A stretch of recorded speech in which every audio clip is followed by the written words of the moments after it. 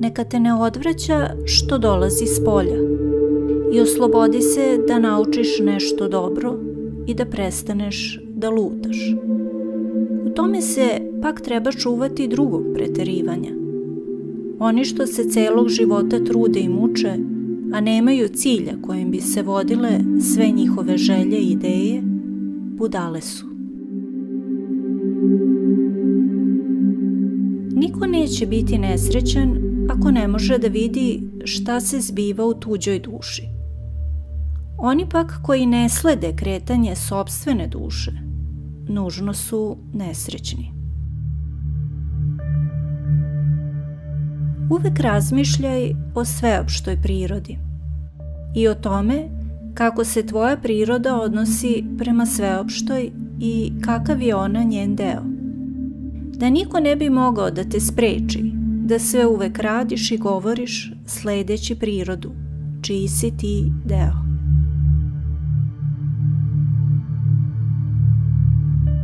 I da živiš 3000 godina, zapamti sledeće.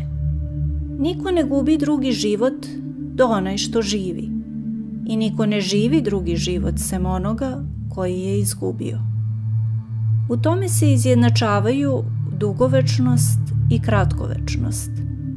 Sadašnjost je ista za sve, a ono što gubimo čini nam se izgubljenim samo na tren. Ne može se izgubiti ni prošlost, ni budućnost, jer njih nema. I kako bi ih onda neko mogao biti lišen? Imaj uvek na umu te dve činjenice.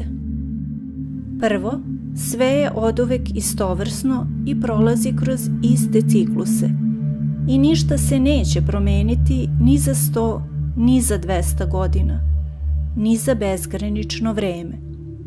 Uvek će se videti isto. Drugo, onaj ko dočeka starost i onaj ko umre mlad jednako gube. Jer samo sadašnjost možeš izgubiti, jer samo nju i imaš, a ne možeš izgubiti ono što nemaš.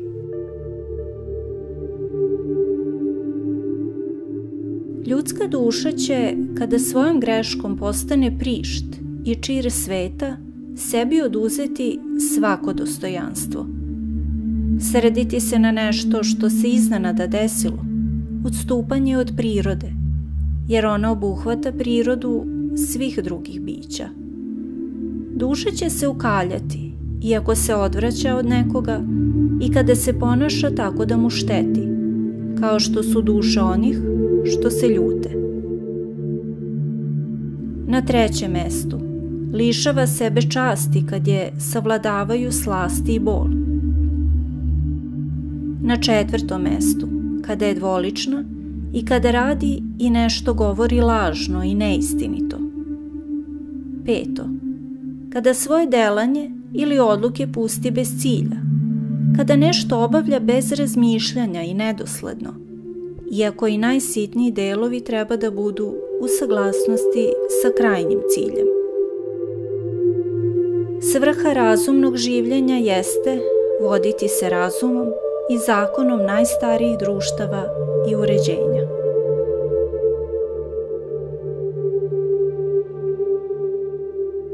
Čovekov život je časak u vremenu, postojanje nestalno, opažanje slabo, telesna građa propadljiva, duša čigra, sudbina nejasna, a slava neizvesna.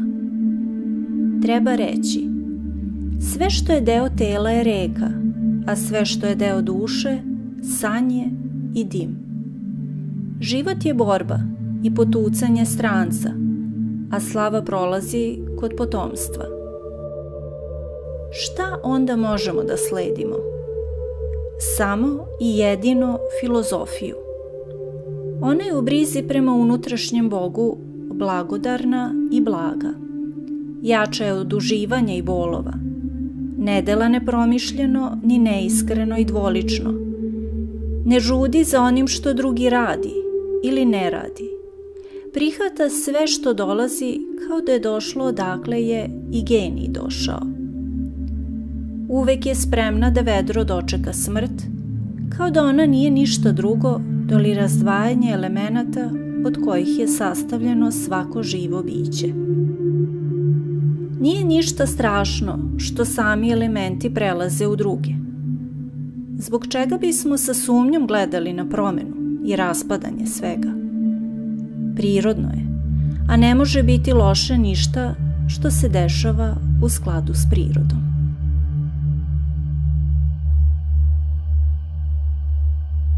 Nemoj da trošiš ostatak života razmišljajući o drugima. Ako ne činiš ništa korisno za zajednicu, propustit ćeš priliku da obaviš neki drugi posao. Ako se pitaš šta taj i taj radi, šta želi i čime se bavi i tome slično, to će samo poremetiti tvoje bavljenje ličnim upravljačkim duhom. Treba izbeći da nemarno i uzaludno prolaze kroz lanac naših ideja i posebno ono izlišno i zlobno. Moraš se navići da misliš samo o onome o čemu bi, kad bi te neko iznenada upitao, o čemu razmišljaš, bez oklevanja odgovorio, o tome i tome. Iz toga bi odmah postalo jasno da je kod tebe sve časno i prijatno, usmereno na zajednički život i da ne mariš za uživanje i predstave koje u nama bude želje, da ne mariš za ljubomoru, ogovaranje ili prezir, kao ni za bilo šta drugo zbog čega bi se zacrveneo, objašnjavajući da to imaš na umu.